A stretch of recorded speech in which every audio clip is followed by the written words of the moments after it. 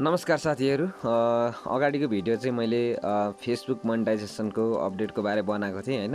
अनि Facebook monetisation चाहिँ कसरी इनेबल गर्ने भनेर मैले भिडियो बनाएको थिएँ। सो आजको भिडियोमा चाहिँ म तपाईहरुलाई मोनेटाइजेसन इनेबल भइसकेपछि हामीले चाहिँ पे आउट मेथड चाहिँ सेटअप गर्नुपर्ने हुन्छ। सो त्यो चाहिँ कसरी गर्ने भनेर यो भिडियोमा म तपाईलाई बताउने छु। तपाईले भिडियोलाई सुरुदेखि अन्तिमसम्म हेर्नु होला। यदि तपाईको फेसबुक एकाउन्ट मोनेटाइज को लागि इनेबल भइसकेको छ भने तपाईले चाहिँ पे आउट मेथड चाहिँ एड गर्नुपर्ने हुन्छ। सो जसको लागि तपाईले के गर्नुस् भन्दाखेरि यो थ्री डटमा क्लिक गर्न सक्नुहुन्छ। त्यसपछि यहाँनिर प्रोफेसनल ड्याशबोर्ड भनेको छ, यसमा क्लिक गर्नु होला। यसमा क्लिक गरिसकेपछि तपाईले यसरी तल आउनु होला। यहाँ तल आइसकेपछि यो स्टार भन्ने अप्सन हुन्छ हैन, यो स्टारमा क्लिक गर्नु होला। स्टारमा क्लिक गरिसकेपछि यहाँनिर गेट स्टार्ट भनेको छ, यसमा क्लिक गर्नु होला। गेट स्टार्टमा क्लिक गरिसकेपछि तपाईले यहाँनिर फर्स्ट नेम दिनुपर्ने हुन्छ। जस्तै यहाँनिर लिगल फर्स्ट नेम भनेको छ, यसमा तपाईले आफ्नो फर्स्ट नेम दिनु होला। अनि सरनेममा तपाईले आफ्नो थर्ड दिनु होला। थर्ड दिइसकेपछि तपाईले यहाँ डेट अफ बर्थ दिनु होला। डेट अफ बर्थ दिइसकेपछि यहाँ तपाईले कन्ट्री सिलेक्ट गर्नु होला। कन्ट्रीमा तपाईले नेपाल सिलेक्ट गर्नु होला, अथवा तपाई कुन कन्ट्रीमा हुनुहुन्छ तपाईले त्यो कन्ट्री सिलेक्ट गर्न सक्नुहुन्छ। मैले यहाँनिर नेपाल सिलेक्ट गरे। नेपाल सिलेक्ट गरिसकेपछि तपाईले यहाँनिर नेक्स्टमा क्लिक गरिदिनु होला।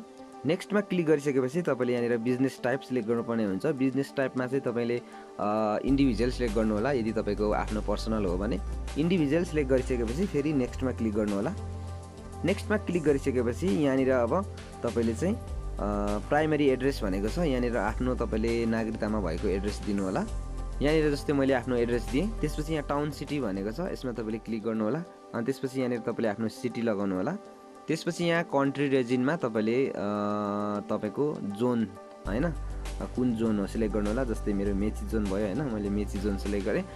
त्यसपछि पोस्ट कोड भनेको छ, पोस्ट कोडमा तपाईले आफ्नो हुलाक नम्बर लगाउनु पर्ने हुन्छ। तपाईले आफ्नो हुलाक नम्बर चाहिँ गुगलमा सर्च गर्न सक्नुहुन्छ।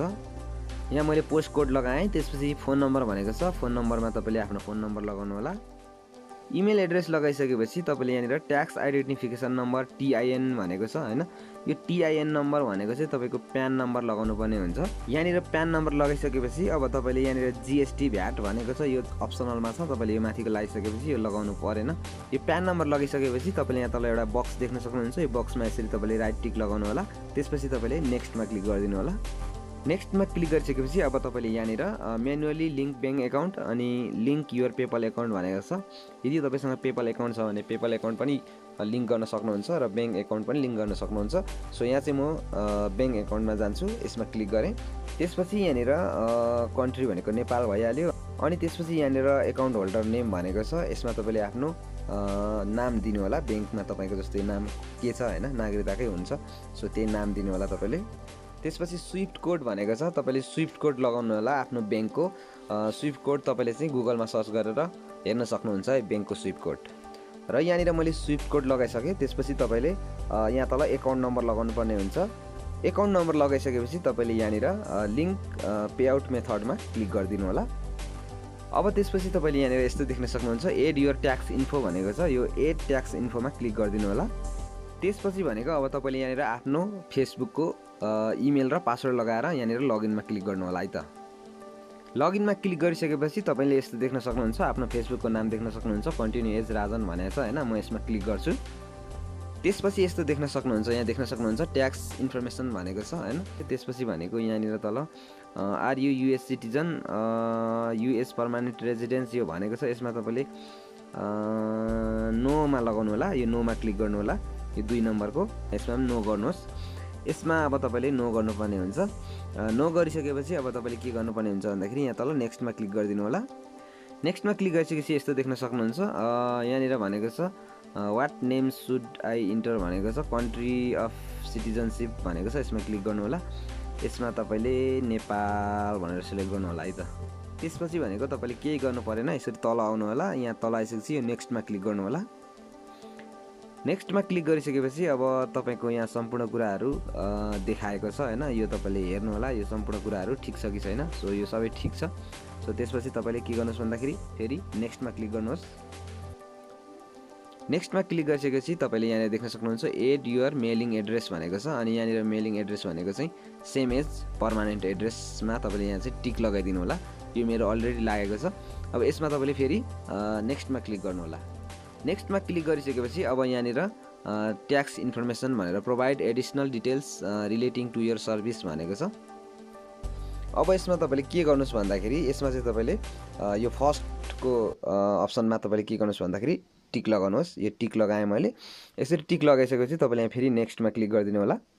नेक्स्टमा क्लिक गरिसकेपछि यता तल आउनु होला। यहाँ तल आइसकेपछि तपाईँले यहाँनिर आफ्नो सिग्नेचर लगाउनु पर्ने हुन्छ। आफ्नो सिग्नेचरमा चाहिँ तपाईँले आफ्नो नाम लगाउनु होला। आफ्नो नाम लगाइसकेपछि तपाईँले यहाँनिर यो बक्स देख्न सक्नुहुन्छ। यसमा तपाईँले क्लिक गर्नु होला। यसमा क्लिक गरेर तपाईँले टिक लगाउनु होला। त्यसपछि यहाँ तल नेक्स्टमा क्लिक गरिदिनु होला।